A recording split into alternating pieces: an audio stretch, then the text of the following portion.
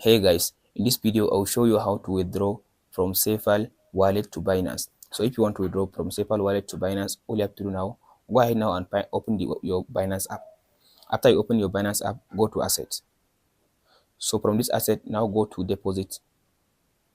In this deposit, now go and find the coin that you want to withdraw. Let's say I want to withdraw USDT.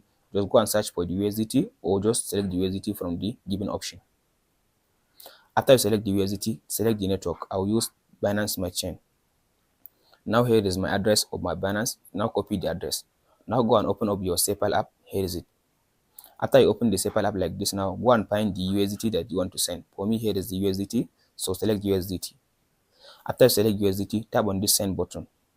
From this option now, you'll be able now to paste in the address in this option. After you paste in your address, now type in the amount you want to withdraw in this option.